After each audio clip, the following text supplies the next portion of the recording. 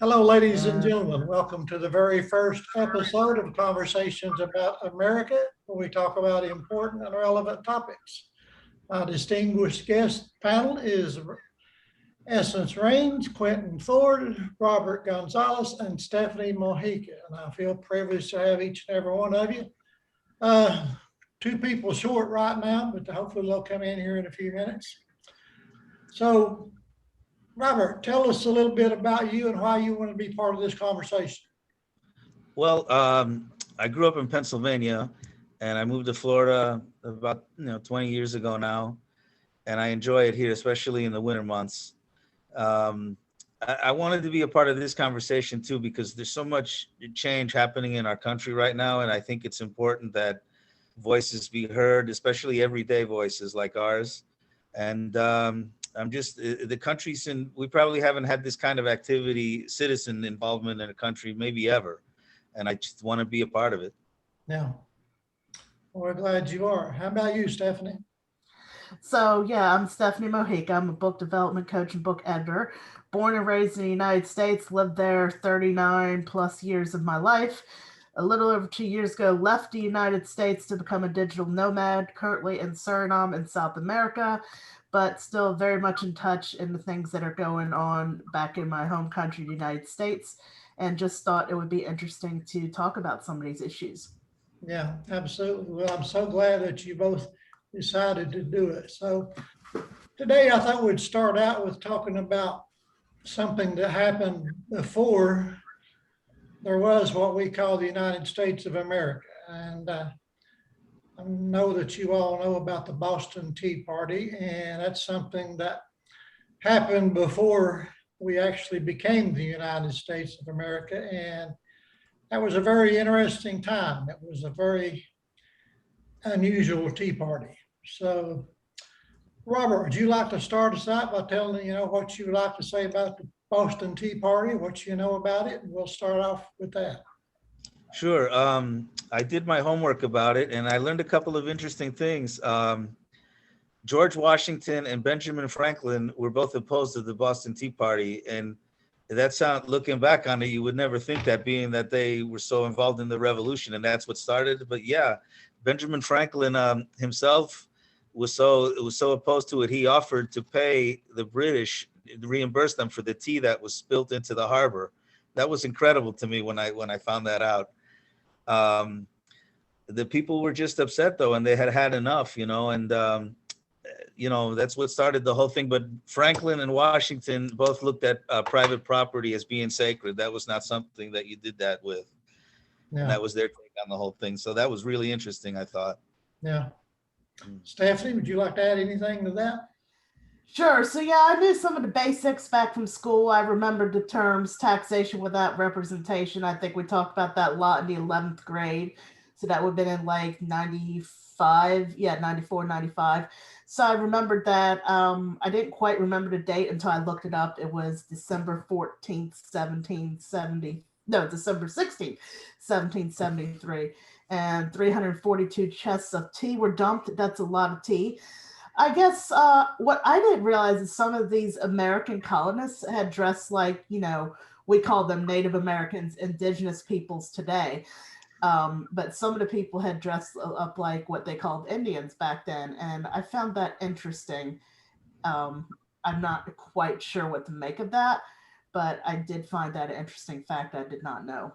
Yeah. Well, you were close on your date. It was actually December the 16th, I think.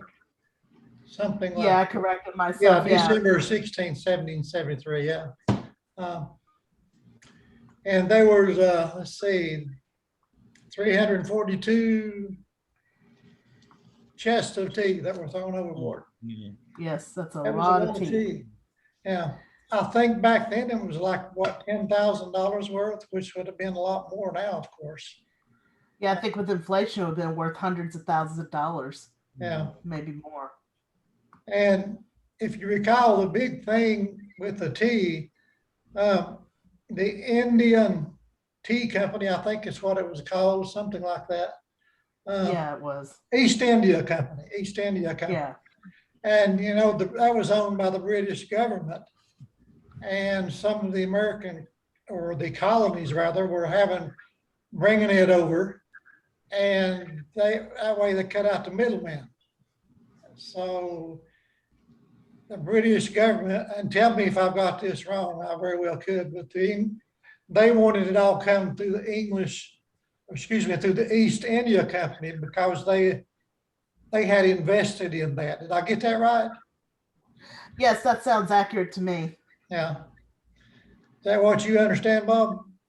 That one, I'm not sure, but I think I know that they wanted Americans to pay for it because they were in debt. So they were trying to use that to pay for their debts. Yeah. And you know, the people that did it, they were very careful not to damage anything else. They were very strict. They had a plan. They were going to throw over the tea. They weren't going to take anything else. They weren't going to destroy anything else. And there was a lot of things on the ships. I think there were 3 ships, if I remember correctly, that they could have destroyed, or stolen or whatever, but that wasn't their intentions. Well, I respect that, because especially back in the 1700s, there was a lot of unnecessary bloodshed, pillaging, etc. from all races. So I think it's good that they just stuck to the T. They didn't try to harm anyone else or take any property. Yeah. And that said a lot about their character, didn't it? Yeah, it says that they didn't have like evil intent. Yeah. Exactly. And they were disguised as Mohawk Indians. Mm-hmm. Yeah. I think they put some kind of black face paint on and feathers in their hair or something like that. Yeah, they did. There's a lot of controversy about that online. And do you recall the name of the organization they all belong to? No. Sons of Liberty. Yes, no, that rings a bell. Sons Okay, of yes. Liberty, yeah. Mm-hmm. And they were, they started out with an organization called the Lowell Nine. Do you remember reading about those? There was 9 people. A little bit. Yeah, there was 9 people. Let's see, it was, I got it here. Lowell Line were responsible for putting boundaries on the rampant violence of Boston and set limits on how far the demonstration should progress. They actively stood against British policies they found to be immoral and unlawful, and had their hands in projects such as the Boston Tea Party. And they eventually merged in with the Sons of Liberty. And there was a lot more of them.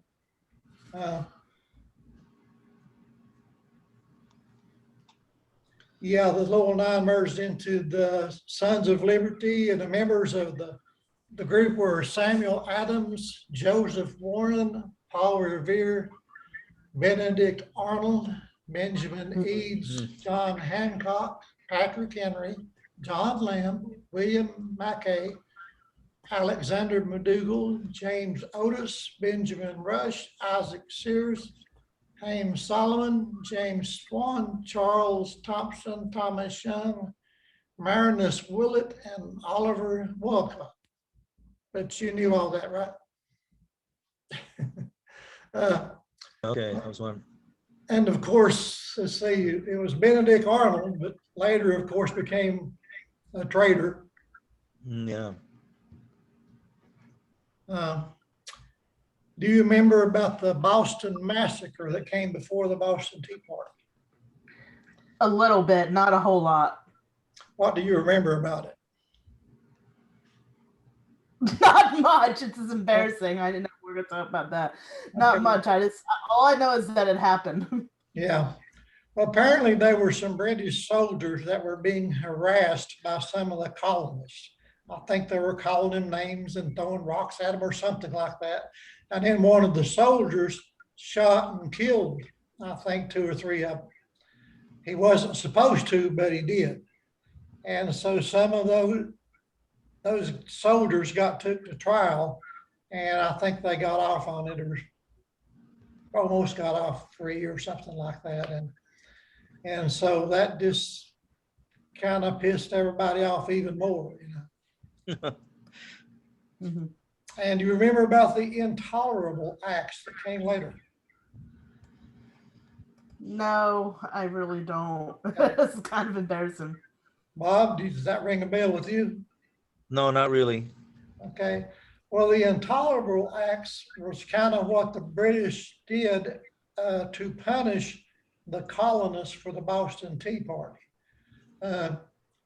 See, the Intolerable Acts passed royal assent March 31 through 22nd of June, 1774. They were punitive laws passed by the British Parliament in 1774 after the Boston Tea Party. The laws were meant to punish the Massachusetts colonists for their defiance in the Tea Party protest in reaction to the changes in taxation by the British government. And in Great Britain, these laws were referred to as the coercive acts. But of course, the colonists said they were intolerable acts. That's understandable, isn't it? Mm. Yes, that's understandable. Yeah. And do you remember the Continental Congress? Does that ring a bell? Yes, that rings a bell. Okay, you want to tell us about that? Do you remember enough to? I think it has to do with like the Constitution. Okay. Well, let's see. From 1774 to 1789, the Continental Congress served as the government of the 13 American colonies and later the United States. The first Continental Congress, which was comprised of delegates from the colonies, met in 1774 in reaction to the coercive acts, a series of measures imposed by the British government on the colonies in response to their resistance to new taxes. And in 1775, the Second Continental Congress convened after the American Revolutionary War had already begun. And in 1776, it took the momentous step of declaring America's independence from Britain. And 5 years later, the Congress ratified the first national constitution, the Articles of Confederation, under which the country would be governed until 1789, when it was replaced by the current U.S. Constitution. Nice. Very interesting. Yeah. As I was thinking about this, I just wondered how many people, people of our generation, we learned about these things back in school, even though we forgot most of it. But I wonder if the young folks today, the millennial generation, are they still learning this, do you think? I have no idea. I know, I guess I'm Generation X. I was born in 79. Okay. And we learned some of it, but I don't think we learned like a lot of it. Yeah. So Yeah. I have no idea what they're teaching in schools today. I don't have any children Yeah. or anything. I know they're not using cursive writing and things like that. I know. And I read something recently about some school districts were taking analog clocks out of their school, clocks with hands. I heard that too. Yeah. Because the kids got confused, they couldn't tell time. And I thought, well, why don't they teach the kids to tell time, I mean, that would take, 10 minutes? It's not rocket science, right? Yeah. Right. So what do you all think about the things that happened after? Do you think that the British government was acting appropriately with the Intolerable Acts? No, I don't think it's ever appropriate to punish people in that manner for exercising their basic human rights. Yeah. They didn't destroy anything. They didn't harm anybody. They didn't steal anything. So to me, it just seems like a form of retaliation and control, which Exactly. obviously made them more dissatisfied. So I'm not sure what they hope to accomplish with that, except looking like, asserting their authority. Yeah. You want to add anything to that, Bob? I think I agree with that. Yeah. They just wanted to assert their dominance, and they didn't want to let go, which is, they say that power is very intoxicating, and, that's the nature of things. Yeah. What's that old saying? Power, what is it? Power corrupts, and absolute power corrupts absolutely, or something. Yeah. like that. Yeah. Yes. So let's go up to a little bit more modern times and talk about some political things. Do you think we should do away with the two-party system? Absolutely. I think I'll just say for the record, I think both parties have completely lost their way. And I felt this for years, even before like 2015, 2016, which a lot of people say is a turning point. Um, Many other countries have multiple parties and seem to have more peace. And I just know a lot of people who feel like they have to choose one or the other when they're not really aligned with either anymore. Yeah, But the problem is, alternative parties, really can't get enough footing with the way the system is set up. yeah. What do you think, Bob? That's true. I agree with that. The more variety there is, the less they're able to collude. The less collusion, the better. More opportunity, more voices. I think early on in American history, there were not political parties, if I'm not mistaken, until Whigs and some of these other parties came and went. But I think at the beginning there weren't any. Is that right? And there were multiple ones too. There was like Republican/Democrat Party. There's like Whigs. The Yeah. Republicans back then were different than the Republicans today. So there were multiple parties. Now I can't tell you the number off the top of my head, but I know that there were differences. I know that Abraham Lincoln is the father of the Republican Party. Right. Started under him. Before that, there was like the Whigs, and there was a Know Nothing Party, and a few other ones like that. I know Andrew there was Jackson, an Tennessee. anti-Masonic party at one time also. Oh yeah, yeah. Andrew Jackson from Tennessee was a people's president, and he was a Democratic Party. Right. I think in the 1800s, the Democrats back then were pretty much like our Republicans nowadays, and vice versa. Yeah, it was all flipped. I Yeah. remember that. Yeah. I ran for U.S. Congress last year, and I ran as an independent in a very red state. So I kind of got a lot of heat from both sides. It's like, well, no matter what I said and what position I got, there were people coming after me left and right. But I learned a lot. Would you do it again? No. No, I will not do it again. I've worked with a lot of people running for political office, like help them with their campaigns and stuff, or when I was a journalist, written about their campaigns, and I don't think people understand how hard it is on the candidates and their families. Yeah, it is. It's especially in this climate. Now we have all this social media, so people and it's be hard keyboard warriors. Yeah, people don't want to disagree respectfully anymore. It's like, well, we have to be enemies if we're in a different political party, which is nonsense to me. I agree. That's one thing Bob and I concluded when we had our conversation a few months ago. He and I are on a different ends of the political spectrum, but that's okay. That doesn't mean I have to be his enemy. Quite the contrary. Yeah, I think we both want the same things. That's why I don't think you want to dominate me or I want to dominate you. We just want what's best. Yeah. I wanted Bernie Sanders to become president. And really? I know you didn't want that, Bob. No, I wanted Hillary Clinton. I wanted Hillary Clinton. Did you? Yeah. Wow. We are opposed.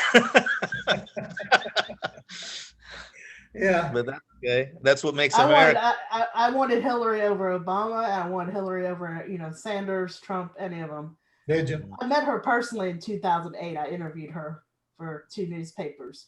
Yeah. And I don't know. I just got a really good feeling for her. I wasn't like a huge fan before I met her. So I met her, and I met Obama. Was not impressed by Obama at all. Really? No. It was, very strange. So I don't know. Intuition. Yeah. I think they're all flawed people. Don't get me wrong. Oh yeah. Yeah. It's kind of like, do you want to have a heart attack or a stroke? Sometimes we think of them as leaders, and really they're not supposed to be leaders. They're supposed to serve us. Yeah. I Uh, agree. and they should be scared of us instead of us being scared of the government. I agree because they don't seem to understand, and I'm talking about both sides here, that we put them in office. We are their employers technically, Yeah, and the disrespect that so many leaders on both sides of the spectrum show their constituents is really appalling to me. yeah. So what do you think about Joe Biden? I'm pretty sure Bob doesn't think he's doing a good job, do you, Bob? No, not at all. Okay. I just I don't think he's all there, to tell you the truth. I think that age has caught up with him, and being in government all those years has caught up with him. And I think he just got put in there, and that he's just not up to the job. Yeah. I mean, look at the disrespect they showed to him over there in that G7 summit. They Hmm. when say what you want about Trump, but when he was over there, he commanded the room. If they were listening to him, they paid attention to him, they wanted to be with him. With Biden, that it was kind of like they were just ignoring him, pretty much. That's what I got out of it. Hmm. Did you see it that way, Stephanie? I kind of see it that way in a sense, believe it or not. And actually, I will say Trump did do some good things. But, Biden, I was never excited about him. I felt like they just didn't have anybody else and they put him forth. I feel like they really wanted Kamala Harris to be the president, but knew that she was not going to be able to get the vote because of multiple factors. And I keep hearing rumors that he's going to die in office, or he's going to, I forgot what amendment it is, but the amendment that says that you're not sane enough to be the president.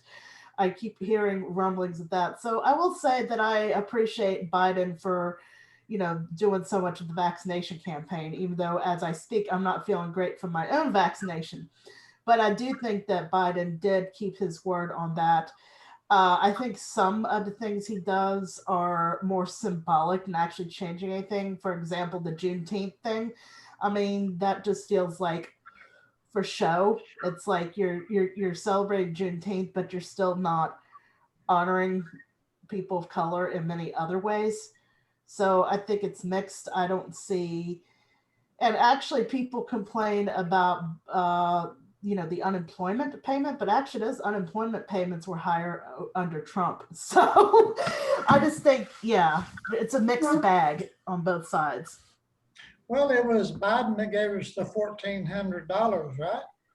Yeah, and I'm talking about unemployment benefits. Oh, Like okay. people are complaining about the $300 extra, and then I think when Trump was in office, it started off as 500 or 600 extra. I don't know because I'm not on unemployment, Yeah. but it was more.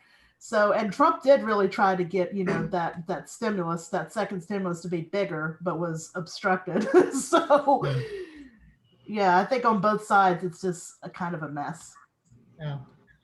So what did y'all think about the two impeachment hearings? Hmm. What do you think, Bob? I think that was the swamp's way of trying to get rid of Trump, before his 4-year terms were up. And if they couldn't do that, just tie his hands in knots where he couldn't get anything done. And I'm sure he had to spend a lot of time and a lot of resources and energy defending himself. And thankfully, they didn't go through, and he was still able to accomplish some things. You know, he brought peace to the world, brought peace to the Middle East. He got dialogue with North Korea. Um, Tried to level the trade imbalances with China, which is kind of why China's a little bit upset right now. Those kind of things. Lowered our taxes, and he tried to make America great again. And I don't think he's finished. What do you think, Stephanie?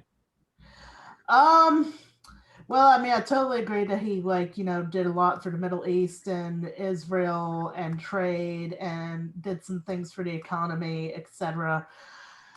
I really, and I'm sure people will violently disagree with this, I really don't think he conducted himself well on Twitter and other places. I know some people are like, well, that's what we like about him. And I can respect that, because some people do like that he is not like one of those rehearsed presidential types.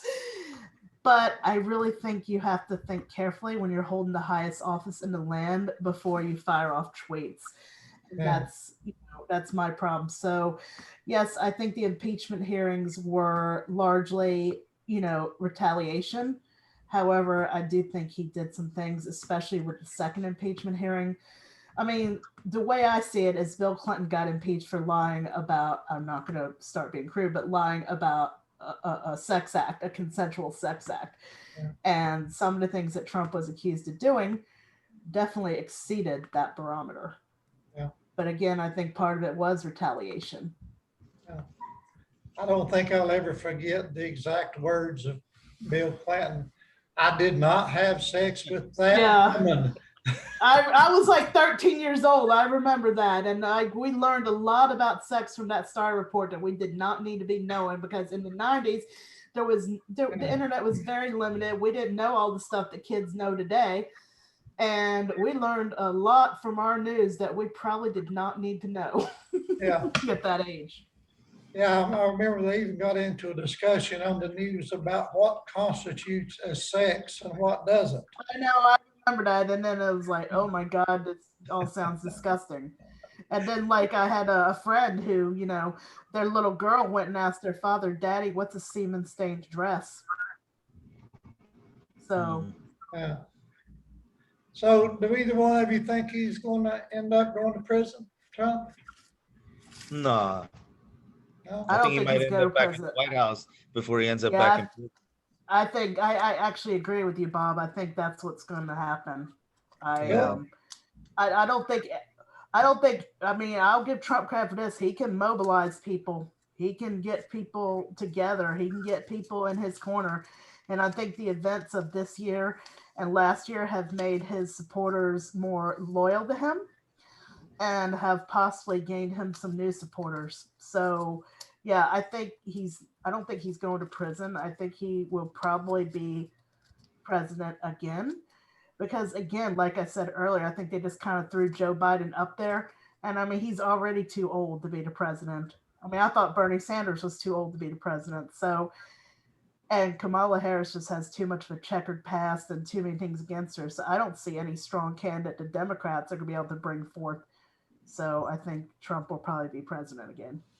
Well, isn't he and Biden pretty much the same age or close to it? Biden seems to have more health issues. You think so? He may. But they're both, I think, in their late 70s, right? Yeah, Trump they're just both in turned their late 75 a 70s. couple of days ago. Okay. Yeah, Biden's pushing 80, Is he? isn't he? Okay. I think he's about 75 also. Yeah. I'll have to look it up. I think Biden's a little bit older. I'll look it up while we talk. Okay. So what do you So think? it's the same thing people were saying about John McCain, that he was too old to be president. Joe Biden's 78 years old. He'll be 79 this year.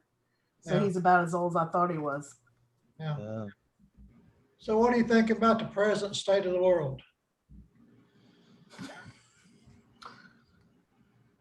I'll It's take messed that up. one. Go ahead, Stephanie. No, you go. I've been running my mouth. You go ahead. All right. I think right now the world is in a state of upheaval, but yeah, I think it's a necessary upheaval to uproot all the bad things that have been happening for the last 30 or 40 years that need to be changed. And you have to go through some difficult times before you get to the other side, which is I think what we're going through right now. Yeah. You add anything to that, Stephanie? That's pretty much what I was going to say. I just want to give him the opportunity to talk a little more to me, because sometimes I get a little excited. But yeah, I think, you kind of, some houses you can't repair. You got to tear them down and then rebuild them. Yeah. So I kind of feel that that's what's going on. Yeah. There's a lot of people saying that these days in reference to the capitalist system. A lot of people are saying we need to do away with capitalism and start a brand new socialist system. I'm sure y'all have heard of that, right? I don't know how I feel about that. This is where I start leaning toward the right more. Yeah. But that conversation is taking places in a lot of circles. No, I'm aware of it. That was one reason I wasn't a big Bernie Sanders fan, because the money for these things has to come from somewhere. Yeah. Uh, so do you think things are going to get better anytime soon?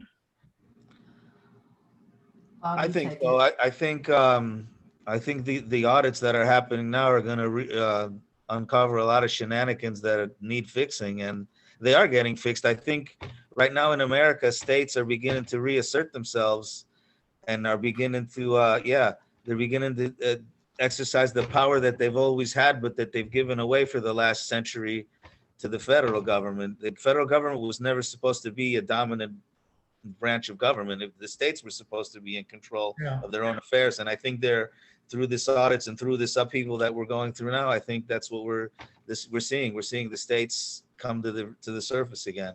Yeah. Which is how the founders wanted it. I think George Washington and Benjamin Franklin would really like that. Yeah, I agree. You agree with that, Stephanie? Yeah, for the most part, again, like I said, this is where I start leaning in, a different direction. I mean, there should not be like just a handful of people sitting in a district, it's not even a state, making decisions for, say, people in Nebraska or people in California, etc. So yeah, I think the intention was not to have like big brother, father, whatever, in charge of everybody, everything. And people also have to remember that way back in the Continental Congress, all these days, the United States was very tiny. And now it's like humongous. So you have an island, you have like Alaska that you have to kind of drive through Canada to get to the US, etc. So I think things do need to change. Yeah. And the fact that our country is called United States. Yes. Plural states, that working together, united. And like you say, it shouldn't have been one big government telling the states what to do. So I don't know if that's ever going to happen again or not. I mean, some people are pushing for, what do they call it, a constitution of the state or something like that. If you heard that term? I'm not really familiar with that. I haven't heard it recently, but I know that to get anything changed, I think they need 2/3 of the states to vote in a certain way, and that can actually override the Congress. Yeah. Well, I think a lot of people or some people are trying to get something like that going now. And I don't remember exactly what they call it, something of the states, conference of the states or something, which is supposed to get back to the states having the power. Yeah. And that may happen someday. I don't know. Let's see what happens. I mean, we had a great example of it the other day. That lady from Arizona, state senator, told the attorney general not to meddle in their affairs, and she put it pretty bluntly too. she told him he didn't have any business being in Arizona, checking on or even opinionating on what they're doing. Yeah. Was that Marjorie Green who said that? No, that was Wendy Rogers, I think her name is. Okay. Yeah.